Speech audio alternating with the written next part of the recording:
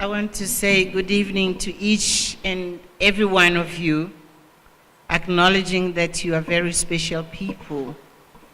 And thank you for giving me the opportunity to address you tonight. But more special are the girls, because they are the reason why this school exists. And I'm very privileged that I have the opportunity to share some of my thoughts, which I hope they will inspire you in your future life. I want really to apologize why I have to leave early, but I think it's important to tell you what is the reason. As it was quite rightly mentioned here, Ruth lived in Mozambique. She established the Center for Development Studies at the University of Edward Mondlane. And she worked there for many years. At the time, I was Minister of Education, and that's my direct connection with her. And you were told that she was killed in Mozambique, which says that her blood has nurtured what Mozambique is today.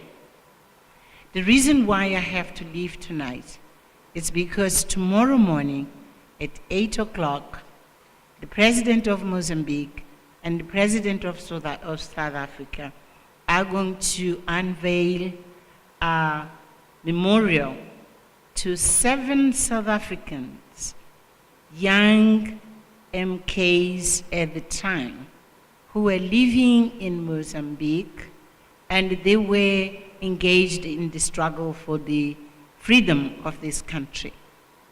They were betrayed by someone who tipped the defense forces where they lived, and one day, to the surprise of all of us, the house where they were living, it was attacked, and 7 of them, in 1 minute, they were wiped out.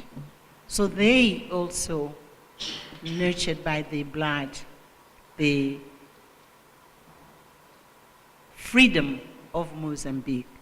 But I want to say that our history of relationship, and this is very important for you girls, the history of relationship between South Africa and Mozambique goes beyond this. And you know, for the onset of the mining industry in this country, hundreds and thousands of Mozambicans have been coming, they have been working here, and many of them, they died here. So the relationship between Mozambique and South Africa, it's not only political.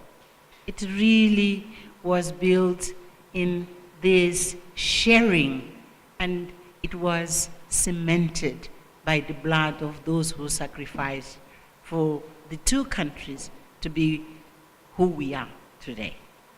And because of that, we are also bound to continue this relationship, to make it grow, and to offer it as a legacy to generations to come.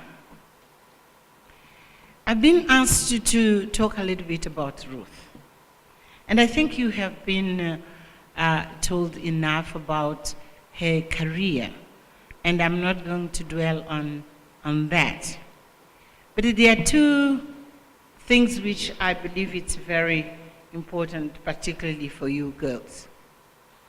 She schooled here, and she built the foundations of what her personality would become much later. So a good education, to be in a good school, it's extremely important because it builds those foundations. And you are here, like she was here. And at that time, she never thought that she would become the great person she came to be. My message to you is to say, while you are here, take the best which the school can provide to you. Use that as foundations for any choices you are going to make in future. You'll always remember that the roots were planted here, and what you are going to become will be related on how best you are going to use the lessons and the values the school is developing. This is one. The second thing about Ruth is that she made extraordinary choices in life. I'm going to mention some. She was part of a family you could call a well-off family. She could have chosen just to remain in her comfortable position and grow up and have a professional life which could have been fulfilling. But she used her very sharp mind to see beyond her own family, beyond the community she was living in, and to embrace what South Africa and South African nation, even at that time when South Africa was still a divided nation, she was able to understand the importance of becoming engaged in thinking, in shaping, in molding, and even in building a South Africa in which everyone would be valued and everyone will have a place and a sense of belonging. She crossed all the boundaries of the time. She was white, but she never defined herself as a white person. She defined herself as a South African, and that's why she worked with everyone. She was, as I said, privileged. She could have remained where she was, but she crossed the class divide, and she embraced every single person, and she embraced the struggle, joining the millions and millions of oppressed South Africans at the time. She crossed the boundaries of gender. She never defined herself only as a woman, but more than that, as a citizen of this nation. She even crossed the boundaries of ideology. Many of you know that Ruth was communist by option, but she didn't engage the struggle as a communist. She was a South African who fought for freedom of all South Africans, regardless, now I will repeat, regardless of the class, of the social structure that could be belonging to, regardless of gender, and regardless of anything which could make us different. She would see human dignity as the common denominator of everyone. Why I'm mentioning this? Today, in South Africa, there are people who are questioning whether we are or we can become a rainbow nation. There are those who say the rainbow nation is misplaced, or they can use other words. I want to remind you that far before, whether it was Nelson Mandela, or it was Desmond Tutu, or whoever who has defined a South African nation as a rainbow, Ruth first, by action, she defined what it means to be a rainbow nation. Precisely because she didn't recognize any kind of boundaries. But for her, freedom and dignity for everyone, it was what defined what a citizen is. Now, we hear many times a discussion, For instance, in your case, whether you are black, or you are white, or you are colored, or even Indians, I want to say to you, you are here because you are South African children. It is not because of your race.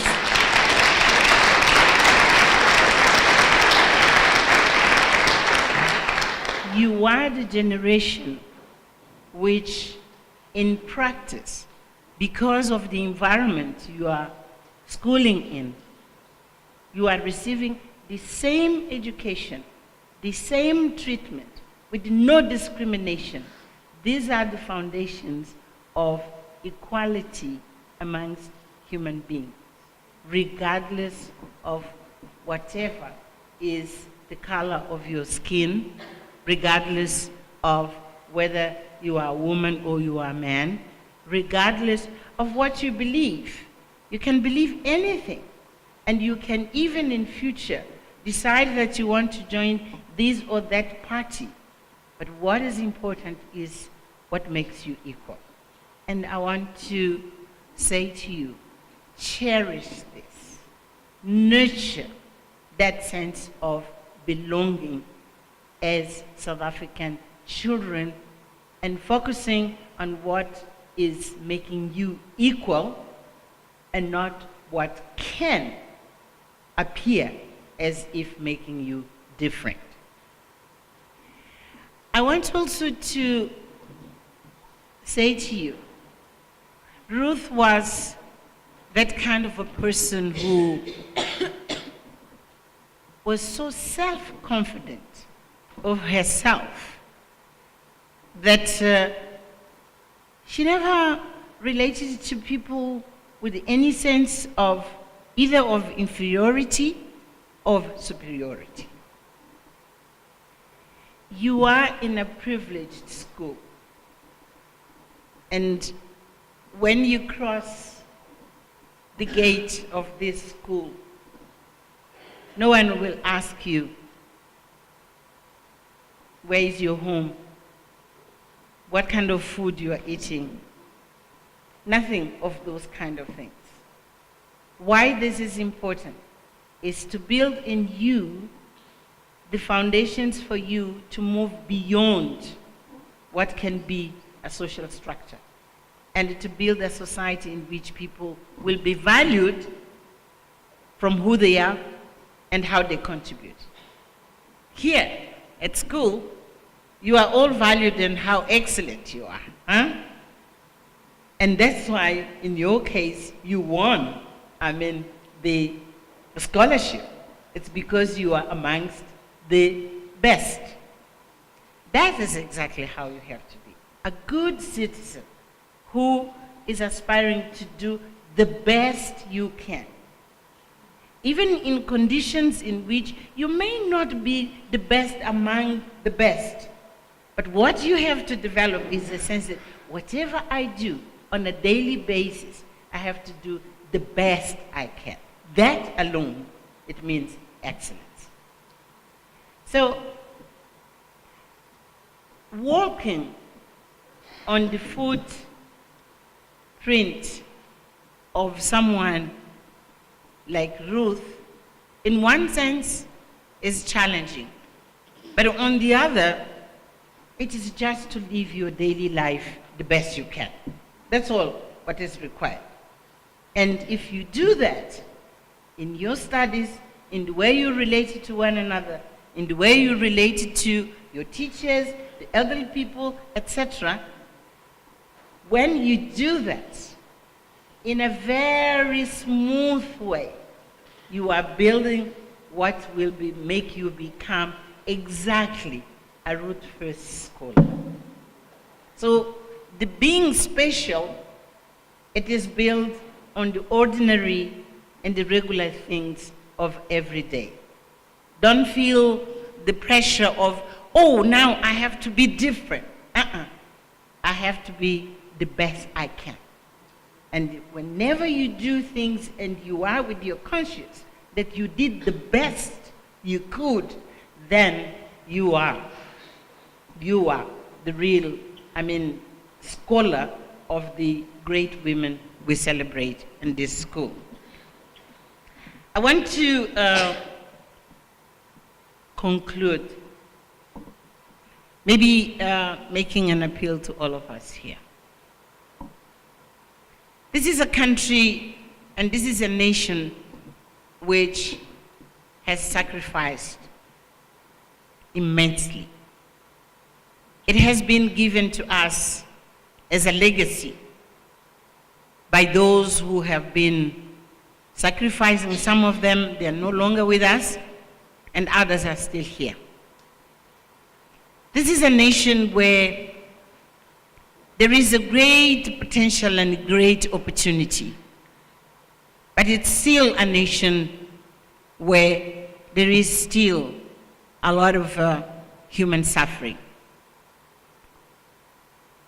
We are challenged to feel extremely uncomfortable that there are still South Africans who do not have food on the table. It challenged our consciousness to know that what we call gender violence in the rates we have in our society is an expression of our inability to relate to one another and accept one another and to communicate without violence. Sometimes violence is not only when you beat or kill, it's also the words we use with one another. I think as South Africans, we are challenged to learn to accept one another and to live with one another and to communicate in a way we see ourselves in the other, so that the other will see himself or herself in us as well. That means, for you girls, in 10 years' time, now you are maybe adolescents, I would say. You'll be young ladies. We hope you'll be growing in a society which men and women will accept one another, and we will not witness the levels of gender violence which we see. And more importantly, that you will grow and you affirm yourself as young women in a society where you don't have to fear that anyone can violate you. And you feel safe, you feel cared for, and you give the best of yourself also to care for others. What I'm saying is that our schools, like this school, have to be exactly the place where we nurture those values. And I'll repeat myself, in which every South African is accepted and valued regardless of race, regardless of gender, regardless of class, regardless of ideology, in which we all are simply South Africans. Second, our schools like this have to become a place where the values of respect for one another and communicating in a loving and caring way become the foundations not only of a social cohesion, but really of a society in which anyone will feel safe and cared for. I want to wish you and to congratulate you for having won this scholarship. I want to apologize, as it has been said, that I will not be able to stay to the end of this ceremony. And I want to thank very sincerely the privilege which was given to me to be not a guest speaker, because I'm not a guest speaker, but as someone who could come and share with you the beauty of having a school which continues from the time it was built until today to be an example of what a school should be. Thank you so much.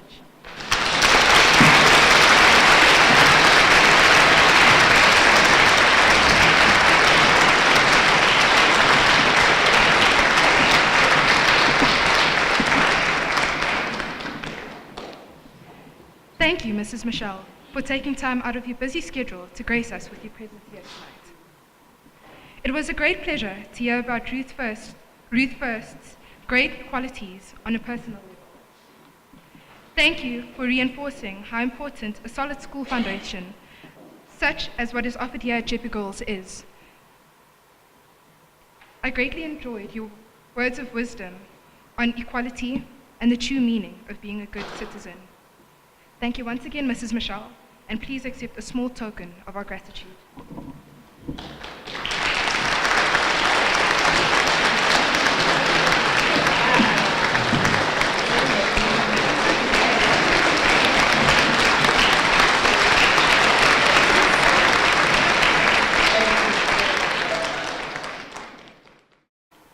In your future life. I want really to apologize why I have to leave early, but I think it's important to tell you what is the reason. As it was quite rightly mentioned here, Ruth lived in Mozambique. She established the Center for Development Studies at the University of Edward Mondlane. And she worked there for many years. At the time, I was Minister of Education, and that's my director. I want to say good evening to each and every one of you, acknowledging that you are very special people. And thank you for giving me the opportunity to address you tonight. But more special are the girls, because they are the reason why this school exists. And I'm very privileged that I have the opportunity to share some of my thoughts, which I hope they will inspire you. Also nurtured by the blood, the freedom of Mozambique. But I want to say that our history of relationship, and this is very important for you girls, the history of relationship between South Africa and Mozambique goes beyond this. And you know, for the onset of the mining industry in this country, young MKs at the time who were living in Mozambique, and they were engaged in the struggle for the freedom of this country. They were betrayed by someone who tipped the defense forces where they lived, and one day, to the surprise of all of us, the house where they were living, it was attacked, and 7 of them, in 1 minute, they were wiped out. So they got connection with her. And you were told that she was killed in Mozambique, which says that her blood has nurtured what Mozambique is today. The reason why I have to leave tonight is because tomorrow morning at 8 o'clock, the President of Mozambique and the President of South Africa are going to unveil a memorial to 7 South Africans